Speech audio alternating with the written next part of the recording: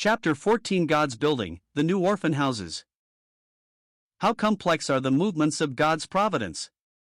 Some events are themselves eventful. Like the wheels in Ezekiel's vision, a wheel in the middle of a wheel, they involve other issues within their mysterious mechanism and constitute epics of history. Such an epical event was the building of the first of the new orphan houses on Ashley Down. After October 1845, it became clear to Mr. Müller that the Lord was leading in this direction. Residents on Wilson Street had raised objections to the noise made by the children, especially in play hours. The playgrounds were no longer large enough for so many orphans, the drainage was not adequate, nor was the situation of the rented houses favorable for proper sanitary conditions. It was also desirable to secure ground for cultivation, and thus supply outdoor work for the boys, etc. Such were some of the reasons which seemed to demand the building of a new orphan house, and the conviction steadily gained ground that the highest well-being of all concerned would be largely promoted if a suitable site could be found on which to erect a building adapted to the purpose. There were objections to building which were carefully weighed. Money in large sums would be needed, planning and constructing would severely tax time and strength, wisdom and oversight would be in demand at every stage of the work, and the question arose whether such permanent structures befit God's pilgrim people, who have here no continuing city and believe that the end of all things is at hand. Continuance in prayer, however, brought a sense of quiet and restful conviction that all objections were overbalanced by other and favorable considerations. One argument seemed particularly weighty: should God provide large amounts of money for this purpose, it would still further illustrate the power of prayer, offered in faith, to command help from on high. A lot of ground, spacious enough, would, at the outset, cost thousands of pounds, but why should this daunt a true child of God whose father was infinitely rich? Mr. Müller and his helpers sought day by day to be guided of God, and, as faith fed on this daily bread of contact with Him, the assurance grew strong that help would come. Shortly Mr. Müller was as sure of this as though the building already stood before his eyes, though for 5 weeks not one penny had been sent in for this purpose. Meanwhile there went on that searching scrutiny of his own heart by which he sought to know whether any hidden motive of a selfish sort was swaying his will. But his strict self-examination brought to light no conscious purpose but to glorify God, in promoting the good of the orphans, and provoking to larger trust in God all who witnessed the work. It was judged to be God's will that he should go forward. In November of this year, he was much encouraged by a visit from a believing brother 25 who bade him go on in the work, but wisely impressed on him the need of asking for wisdom from above, at every step, seeking God's help in showing him the plan for the building, that all details might accord with the divine mind. On the 36th day after specific prayer had first been offered about this new house, on December 10, 1845, Mr. Müller received £1,000 for this purpose, the largest sum yet received in one donation since the work had begun, March 5, 1834. Yet he was as calm and composed as though the gift had been only a shilling, having full faith in God, as both guiding and providing. He records that he would not have been surprised had the amount been 5 or 10 times greater. 3 days later, a Christian architect in London voluntarily offered not only to draft the plans, but gratuitously to superintend the building. This offer had been brought about in a manner so strange as to be naturally regarded as a new sign and proof of God's approval and a fresh pledge of His sure help. Mr. Müller's sister-in-law, visiting the metropolis, had met this architect, and, finding him much interested to know more of the work of which he had read in the narrative, she had told him of the purpose to build, whereupon, without either solicitation or expectation on her part, this cheerful offer was made. Not only was this architect not urged by her, but he pressed his proposal, himself, urged on by his deep interest in the orphan work. Thus, within 40 days, the first £1,000 had been given in answer to prayer, and a pious man, as yet unseen and unknown by Mr. Müller, had been led to offer his services in providing plans for the new building and superintending its erection. Surely God was moving before His servant. For a man, personally penniless, to attempt to erect such a house, on such a scale, without appeal to man and in sole dependence on God, was no small venture of faith. The full risk involved in such an undertaking, and the full force of the testimony which it has since afforded to a prayer-hearing God, can be felt only as the full weight of the responsibility is appreciated and all the circumstances are duly considered. First of all, ground must be bought, and it must comprise 6 or 7 acres, and the site must be in or near Bristol, for Mr. Müller's general sphere of work was in the city. The orphans and their helpers should be within reasonable reach of their customary meeting place, and on many other accounts such nearness to the city was desirable. But such a site would cost from £2,000 to £3,000. Next, the building must be constructed, fitted up, and furnished, with accommodations for 300 orphans and their overseers, teachers, and various helpers. However plain the building and its furnishings, the total cost would reach from 3 to 4 times the price of the site. Then, the annual cost of keeping such house open and of maintaining such a large body of inmates would be £4,000 or £5,000 more. Here, then, was a prospective outlay of somewhere between £10,000 and £15,000 for site and building, with a further expense of 1/3 as much more every year. No man so poor as George Müller, if at the same time sane, would ever have thought of such a gigantic scheme, much less have undertaken to work it out, if his faith and hope were not fixed on God. Mr. Müller himself confesses that here lay his whole secret. He was not driven onward by any self-seeking, but drawn onward by a conviction that he was doing the will of God. When Constantine was laying out on a vast scale the new capital on the Bosphorus, he met the misgivings of those about him who wondered at his audacity, by simply saying, "I am following one who is leading me." George Müller's scheme was not self-originated. He followed one who was leading him, and, because confident and conscious of such guidance, he had only to follow, trust, and wait. In proportion as the undertaking was great, he desired God's hand to be very clearly seen. Hence he forbore even to seem prominent, he issued no circular, announcing his purpose, and spoke of it only to the few who were in his councils, and even then only as conversation led in that direction. He remembered the promise, "I will guide thee with mine eye," and looking up to God, he took no step unless the divine glance or beck made duty clear as daylight. As he saw the matter, his whole business was to wait on God in prayer with faith and patience. The assurance became doubly sure that God would build for himself a large orphan house near Bristol, to show to all, near and far, what a blessed privilege it is to trust in him. He desired God himself so manifestly to act as that he should be seen by all men to be nothing but his instrument, passive in his hands. Meanwhile he went on with his daily search into the Word, where he found instructions so rich, and encouragement so timely, that the Scriptures seemed written for his special use to convey messages to him from above. For example, in the opening of the book of Ezra, he saw how God, when his time had fully come for the return of his exiled people to their own land and for the rebuilding of his temple, used Cyrus, an idolatrous king, to issue an edict, and to provide means for carrying out his own unknown purpose. He saw also how God stirred up the people to help the returning exiles in their work, and he said to himself, "The same God can and will, in his own way, supply the money and all the needed help of man, stirring up the hearts of his own children to aid as he may please." The first donations toward the work themselves embody a suggestive lesson. On December 10th, £1,000 had been given in one sum, 20 days later, £50 more, and the next day, 3 and 6 followed, the same evening, by a second gift of £1,000. Shortly after, a little bag, made of foreign seeds, and a flower rod of shells, were sent to be sold for the fund, and, in connection with these last gifts, of very little inherent value, a promise was quoted, which had been prominently before the giver's mind, and which brought more encouragement to Mr. Müller than any mere sum of money. "Who art thou, O great mountain? Before Zerubbabel, thou shalt become a plain." Zechariah 4 verse 7.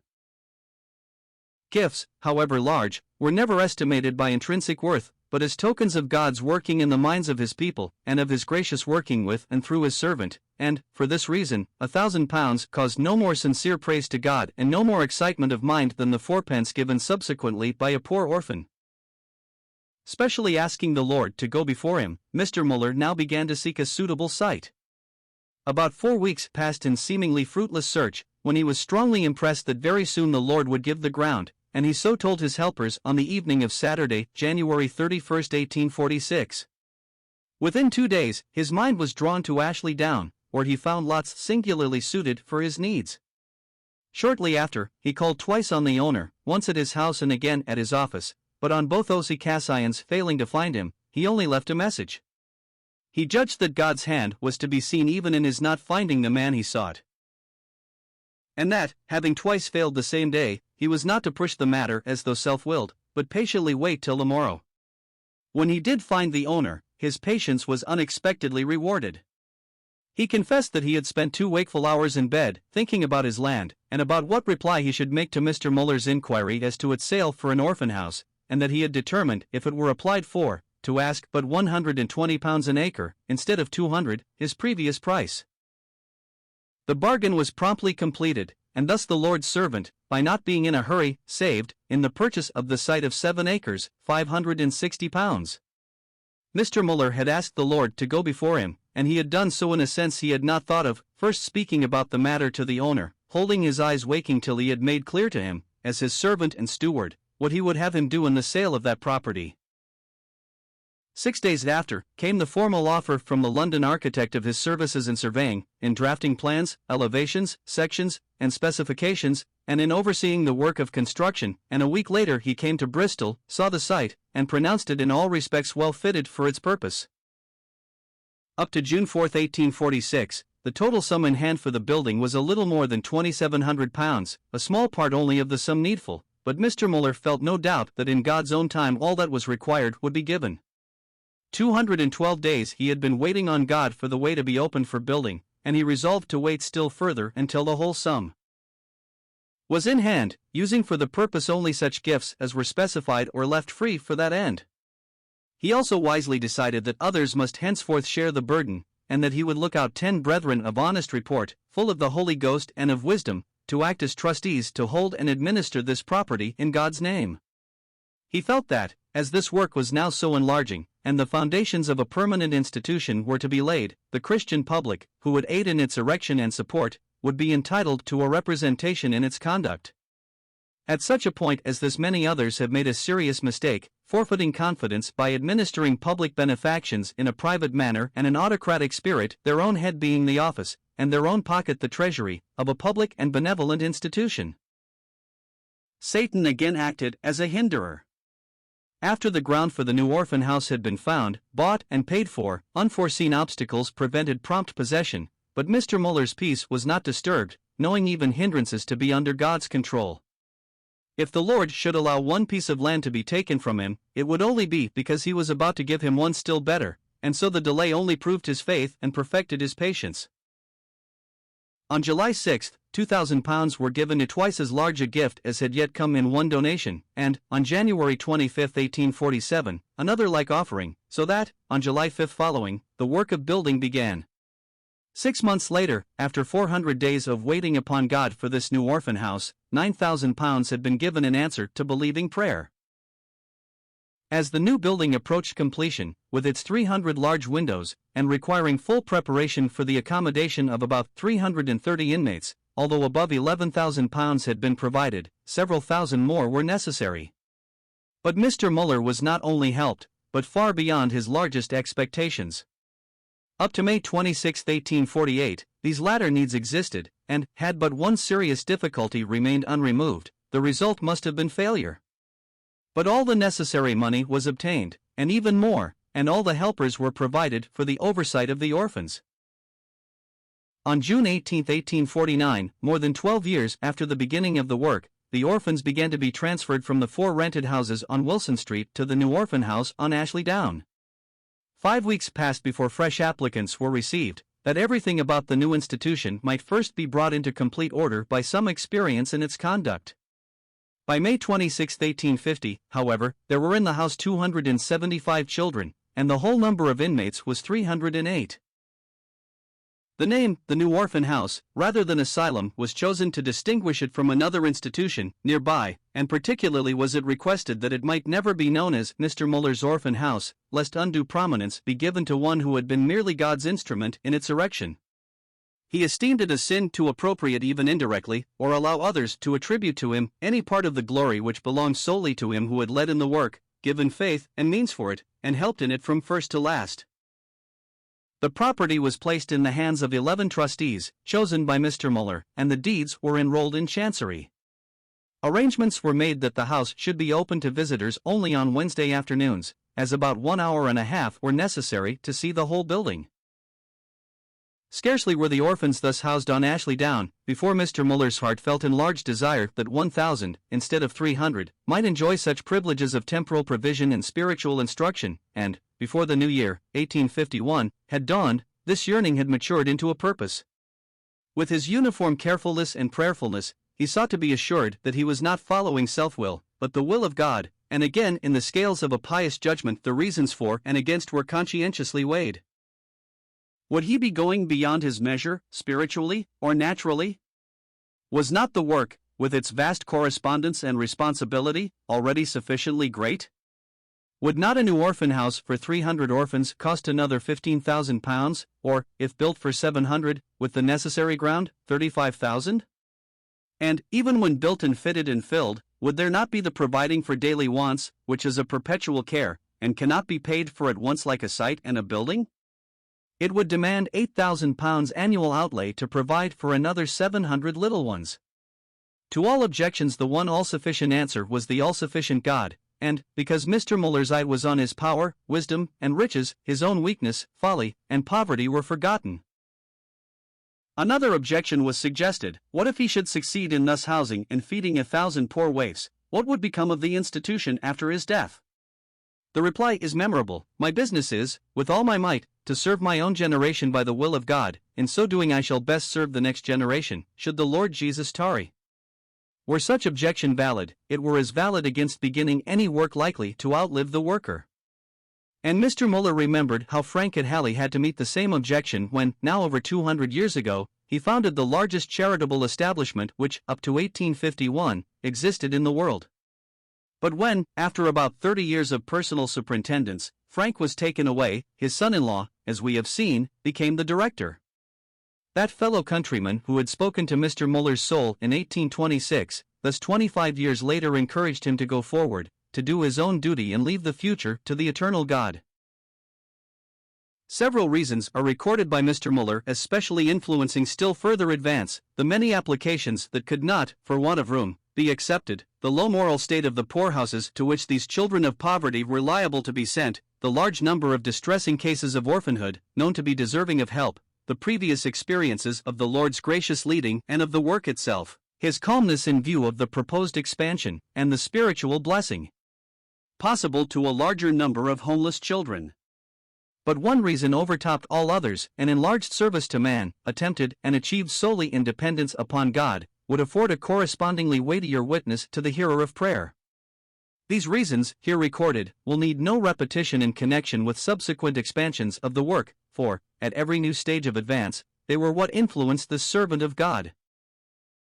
On January 4, 1851, another offering was received, of £3,000, the largest single donation up to that date, which, being left entirely to his own disposal, encouraged him to go forward. Again, he kept his own counsel. Up to January 25, he had not mentioned, even to his own wife, his thought of a further forward movement, feeling that, to avoid all mistakes, he must first of all get clear light from God, and not darken it by misleading human counsel. Not until the 12th report of the Scriptural Knowledge Institution was issued, was the public apprised of his purpose, with God's help, to provide for 700 more needy orphans. Up to October 2, 1851, only about £1,100 had been given directly toward the second proposed orphan house, and, up to May 26 following, a total of some £3,500.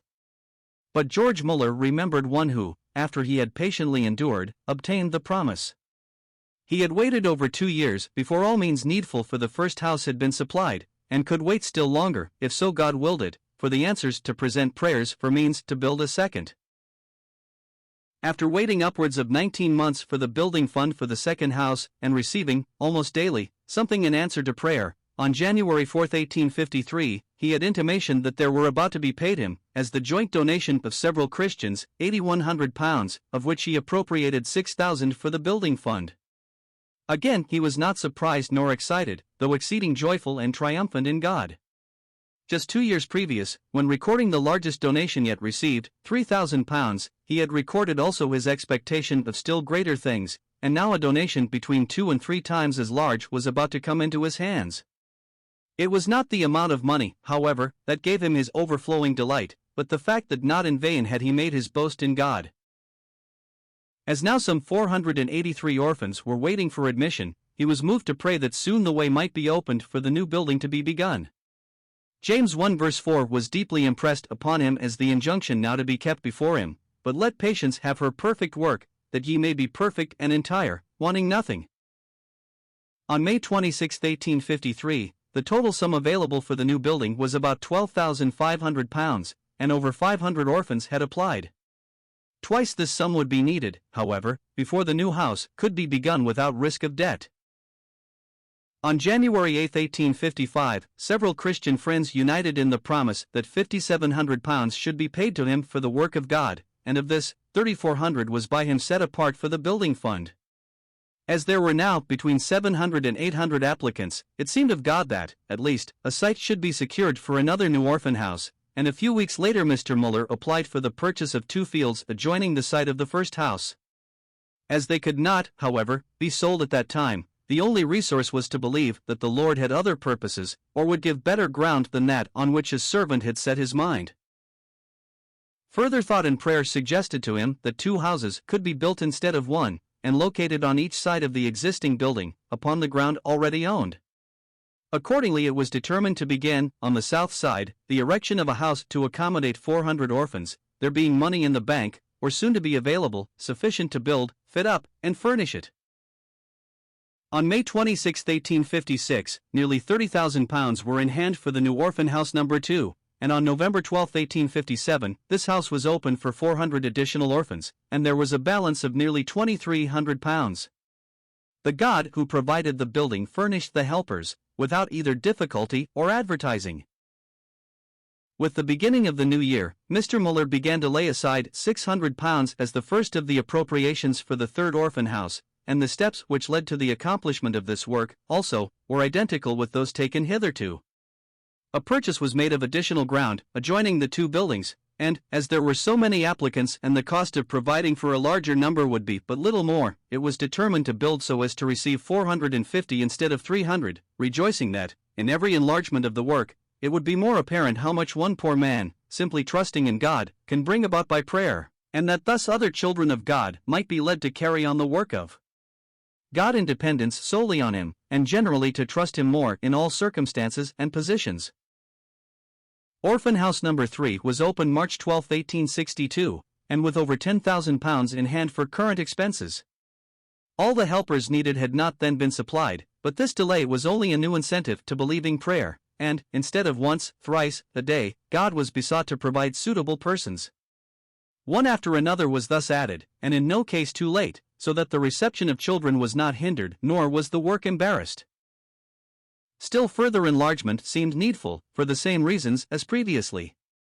There was an increasing demand for accommodation of new applicants, and past experience of God's wondrous dealings urged him both to attempt and to expect greater things.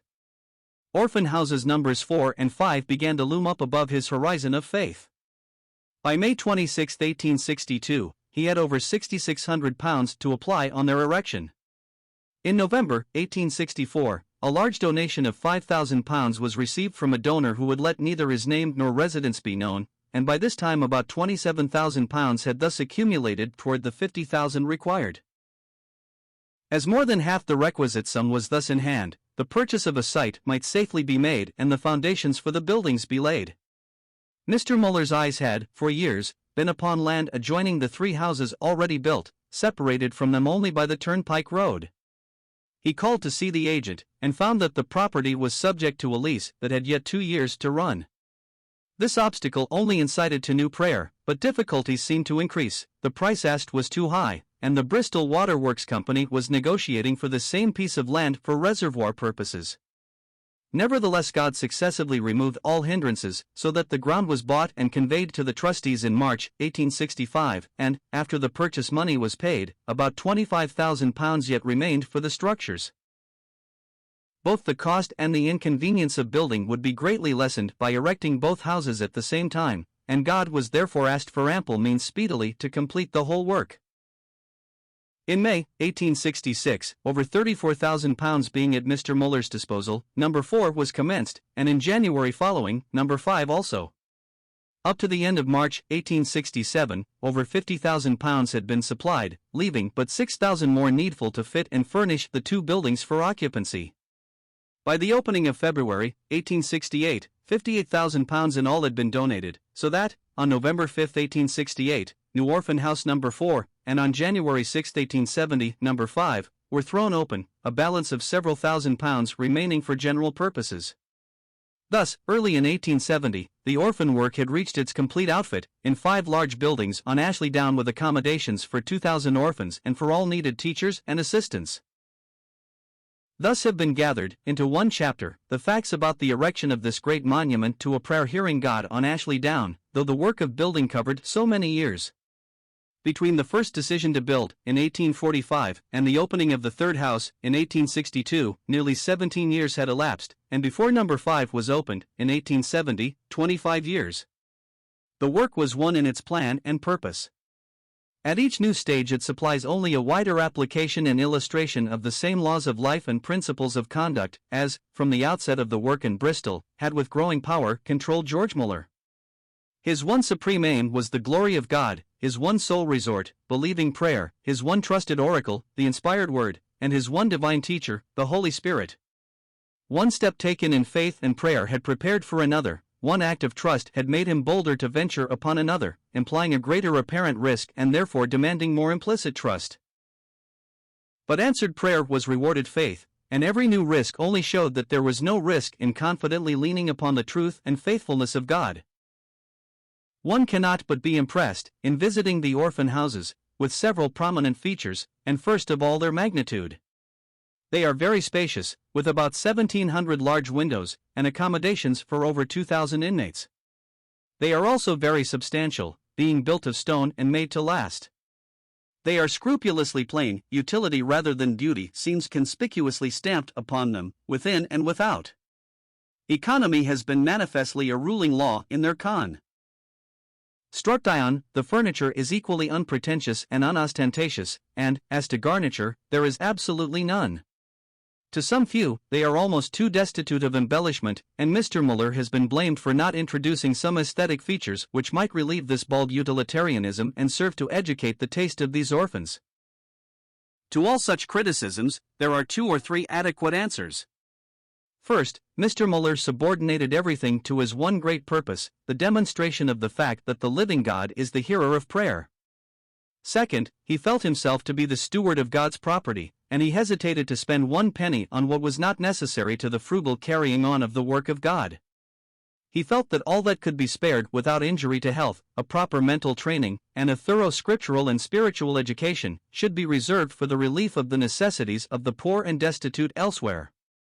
And again, he felt that, as these orphans were likely to be put at service in plain homes, and compelled to live frugally, any surroundings which would accustom them to indulge refined tastes, might by contrast make them discontented with their future lot.